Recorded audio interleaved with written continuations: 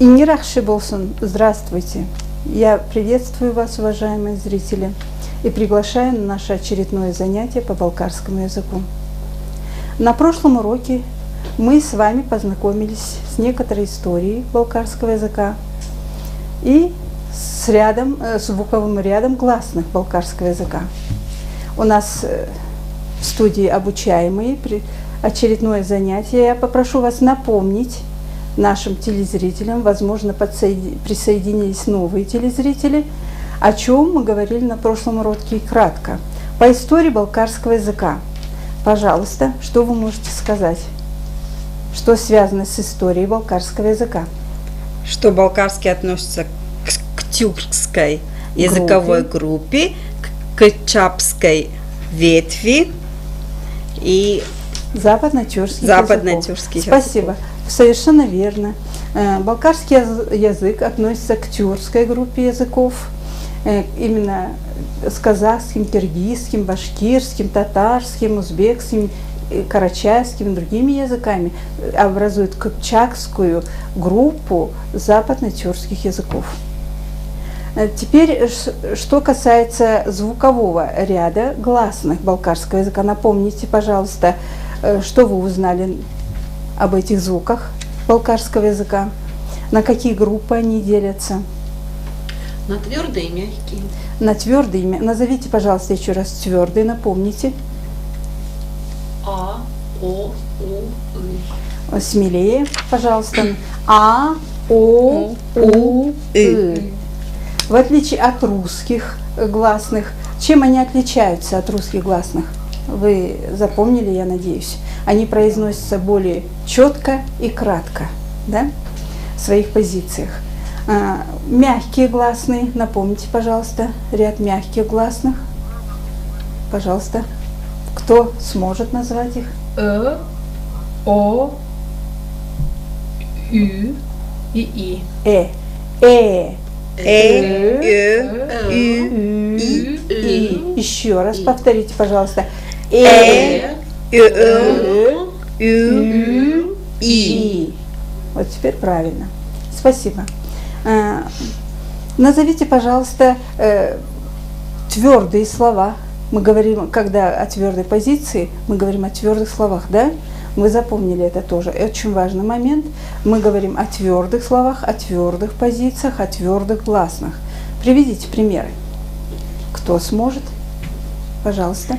Тахта, алма, сохан, бх, хобуста. Очень хорошо. Я думаю, что вы знаете значение этих слов, произносится очень уверенно. Например, сохан что обозначает? Лук. Лук, правильно. Наш любимый лук, без чего мы не обходимся на кухне, да? Пожалуйста, слова с мягкой позицией, с мягкими гласными. Приведите примеры слов. Попрошу вас. Кюгет, терек, эрик, чугундур. Чугундур. Давайте вместе еще раз произнесем. Кюс, Кюс, кюс, кюс, ü, küs, köget, köget, terek, erik, çügündür. Ну, я думаю, от урока к уроку будет улучшаться звучание этих звуков. Почему гласные делятся в балкарском языке на мягкие и твердые?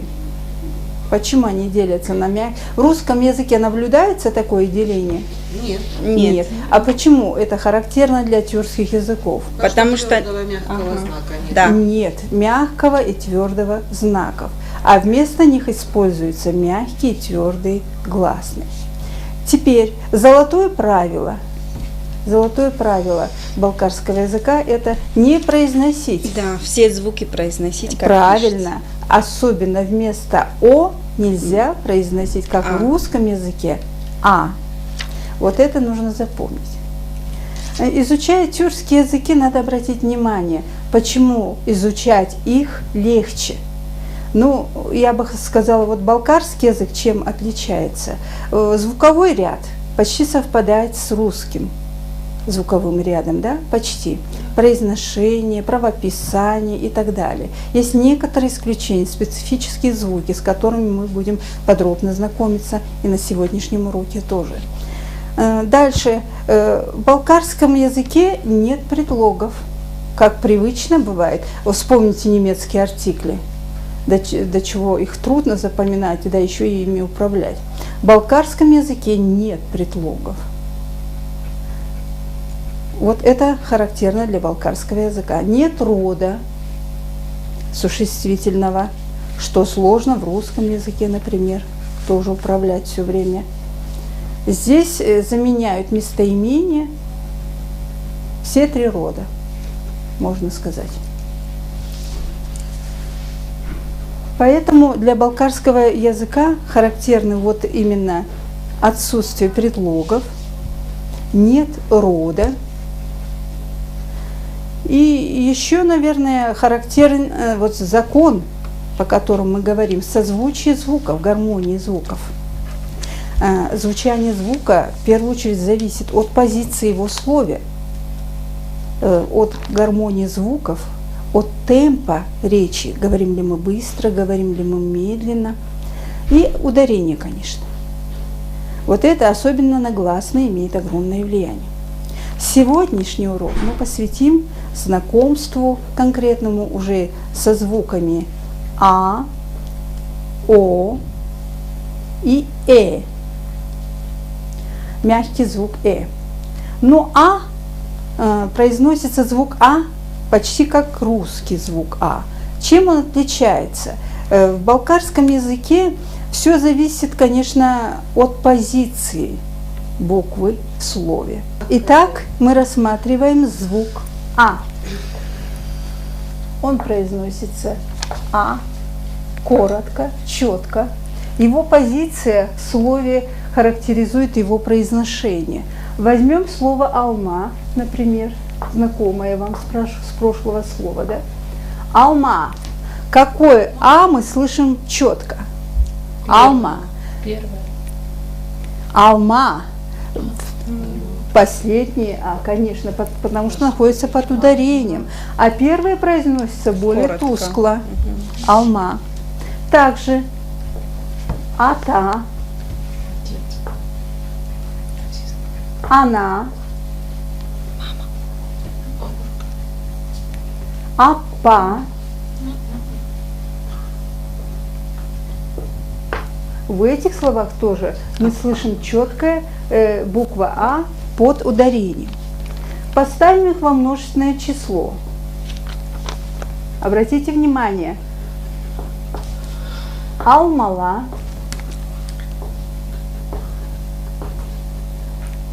атала,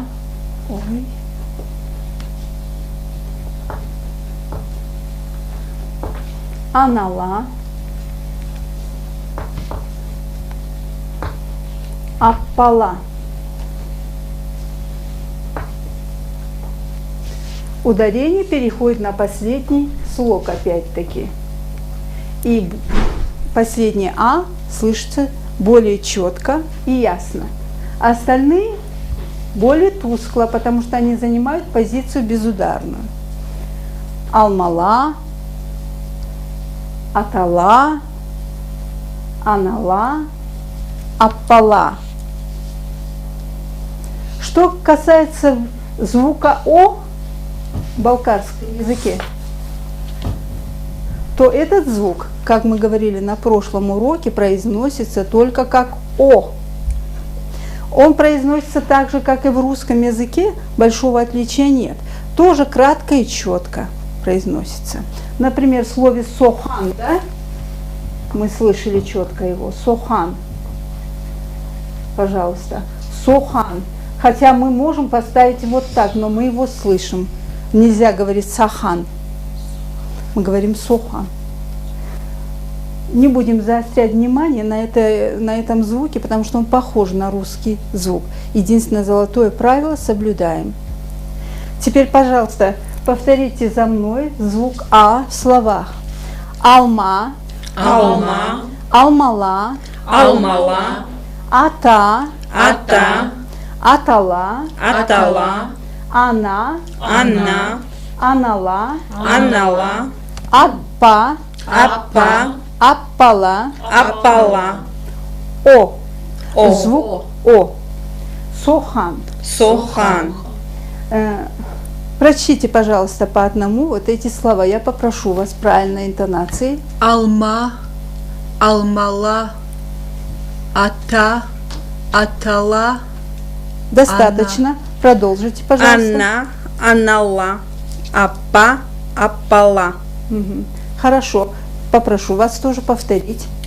алма, алмала, Мгм. ата, атала, ана, анала, апа, апала. Попрошу вас записать слова с переводом. Ну, алма вы уже знаете. Алмала — яблоки. Вы заметили, сразу присоединился суффикс. Кстати, в балкарском языке мы не говорим о суффиксах. Тоже хорошо, мы говорим аффиксы. У нас нет ничего другого, кроме аффиксов в балкарском языке. Подсоединились аффиксы множественного числа, твердой позиции. Мы всегда говорим о позициях и будем говорить на каждом уроке, потому что очень важно присоединить правильно аффикс тоже в соответствии твердому гласному твердого аффикса. Атала, анала, аппала. Мы здесь видим аффикс ла твердой позиции. Ата – отец, атала – множественное число, отцы, она – мать, анала – матери, аппа – дед, дедушка, аппала – дедушки, деды. а бабушки как? Я не взяла его, потому что он начинается с другого звука. Ну, могу дать. Пожалуйста, на.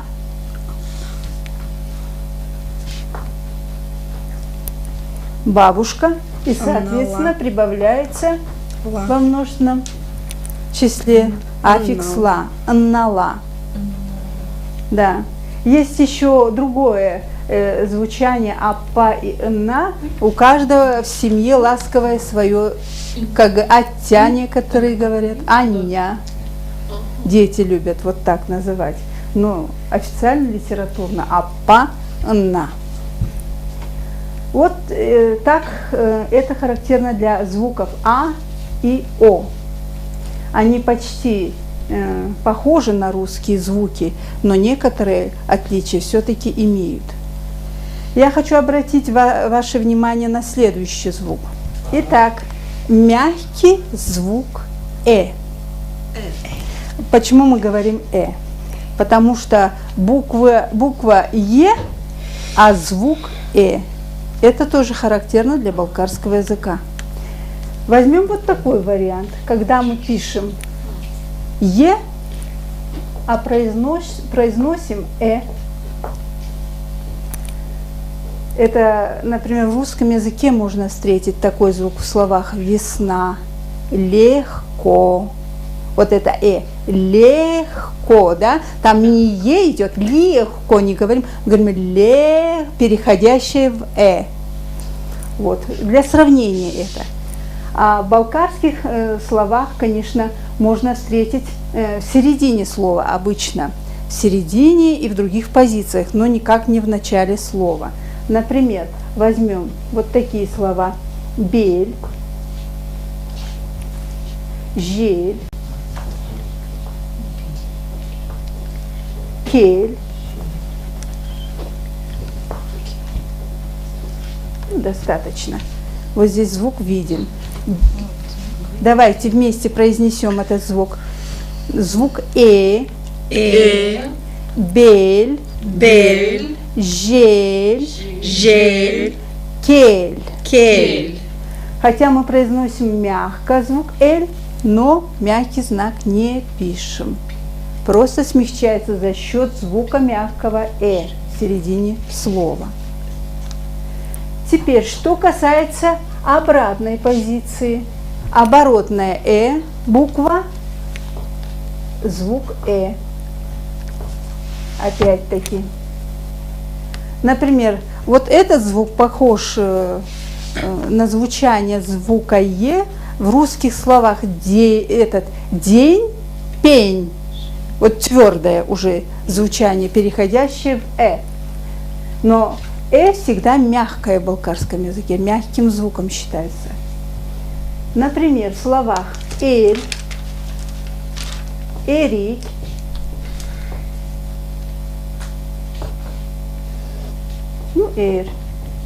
Обратите внимание, пишется всегда в начале слова.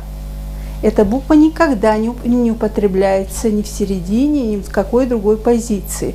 Пишется только в начале слова и произносится как звук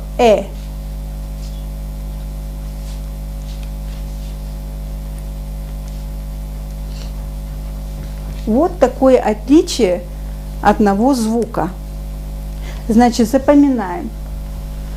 Буква произносится как пишется только в середине и в других позициях остальных. Буква произносится как оборотная, пишется только в начале слова. Запомнили? Давайте запишем. Бель. Бель. Да, поясница. Бель. Жель. Ветер. Кель. Приходи. Глагол. Приходи. Эль. Село. Эрик. Слива. Вы помните? Или это что было? Село. Вот, если такое сочетание сделать, село, Эрик слива, киши, мужчина. Да, киши, мягкая позиция. Киши. А сам ничего так не знаю. Но это мужское начало. Мужское начало. Например, можно сказать, что муж. Эри. Муж его. Но у нас так менталитет такой, что мы же не говорим вот так прямо, да? Это как бы завуалирование, говорят, хозяин дома по-балкарски, да? Мужское начало. Да, мужское начало, так сказать, Вот такое отличие звука буквы киши это человек, да? Киши кто-то. Вот кто-то, да. Кто-то пришел. Беркишкельды, допустим, да, кто-то пришел. Беркиши, кто-то. Вот киши, он просто, и мужчина может быть киши. Киши уточняющее просто, что мужчина, конкретно мужчина.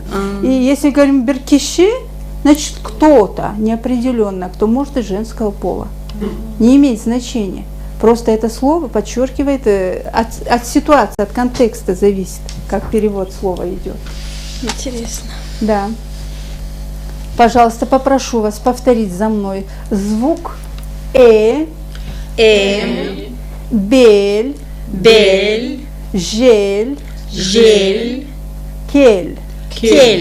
Оборотное эль, эрик, киши. Попрошу прочитать, пожалуйста, эти слова правильно. Попробуйте. Бель, Да. жель, кель. Все нормально, только смягчать не бойтесь звук. Как будто стоит мягкий знак. Вот так надо произносить. Бель, жель, кель. Попрошу вас еще раз произнести. Бель, жель, кель. Хорошо. Теперь вторую позицию. Оборотная эль, эрик, киши. Пожалуйста. Эль, эрик, киши. Вот эрик надо произнести мягко. Эрик. Пожалуйста. Эрик. Да, не бойтесь смягчать звук. после «р» все равно идет мягкий звук, мягкая гласная, мягкая позиция. Эрики. Очень хорошо. И еще вот одно сравнение хочу вам привести. Вот такое например, в немецком языке есть, которое в немецком языке нет буквы нету звука Сочетание звуков дает звук Там идет йод и Вот это и получается е. А так отдельно нет. Вот в сравнении с балкарским языком вот это подходит, это правило к нам. У нас нет сочетания, у нас есть позиция. И буква Ну, буква Е сохраняется только в заимствованных словах, звук свой сохраняет. А в тюркских языках и в балкарском языке, в частности, переходит звук Что вы можете сказать, вот что интересного было сейчас для вас? Ну вот я думаю, что это вот балкарский язык более специфичный, вот русский язык он более твердый, мы буквы, звуки мы более твердые, вот в случае эрик. Да. Мы более твердо говорим, и вот сейчас как бы да, переход этот труден сейчас. Труден, потому что да, есть отличие, некоторое отличие специфическое. Надо уловить вот это. Поэтому и он этот тюркский язык, поэтому и балкарский язык, потому что там своя специфика произношения. Именно такое произношение надо сделать. Немножечко нужно поработать над артикуляцией этого звука. Мы произносим чисто отдельно, да, а в слове, в сочетаниях, в позициях надо этот звук все-таки дать. Вначале легче всего дать, а в других позициях немножечко сложнее, конечно. Вот в слове терек, помните? Вот тут возьмем. Как бы идет твердое т с приступом, да, терек. И тут же мягкий звук пошел. Ступенечка. Да, ступенечка вот так. Ломается звук и идет мягкий. Терек. Видите, как красивое звучание все-таки. Между прочим, балкарский язык, он самый мелодичный. Среди тюркских языков я имею в виду. Он самый мелодичный. Вот такой это экскурс по звукам сегодня у нас. Пожалуйста, я попрошу еще раз вспомнить, о каких звуках шла речь на нашем очередном занятии. Мы говорили А, О, Что вы можете сказать о гласном А? Чем отличается от русского звука А? Ничем. Ничем практически не отличается, но произносится в зависимости более от позиции. четко Да. и кратко. Совершенно верно. Огромную роль имеет позиция звука. В какой позиции находится, как произносится, быстро или медленно, находится ли под ударением или в безударном положении. От этого зависит и четкость, и слышимость звука. Вот, например, в слове, скажите, вот я вам напомнила вот эту позицию, где тускло и четко слышно было. Алма, да, алма, именно под ударением находящийся звук произносится более четко и слышится больше. Что вы можете сказать о звуке Встречается только в середине слова. Звук а оборотное Оборотное в только в начале начале. слова. Всегда мягкий, всегда в мягкой позиции, используется, употребляется только в мягких словах. Итак, мы с вами сегодня рассмотрели отдельное произношение звуков А, О и Мы выяснили, что звуки А, О почти похожи на русские звуки, отличаются только тем, что произносится кратко и четко, и от позиции гласного слова зависит его произношение. Мы познакомились с мягким звуком Мы поняли, что оборотное употребляется только в начале слова, а буква произносится как в балкарском языке, используется в середине в других позициях. Задание к этому уроку Ответы на предыдущие домашние задания, видеоматериалы, тексты и презентации всех телевизионных уроков балкарского языка вы можете найти в интернете на официальном сайте проекта www.telestudia.pro. На этом мы завершаем урок. До следующих встреч. Сау калавас!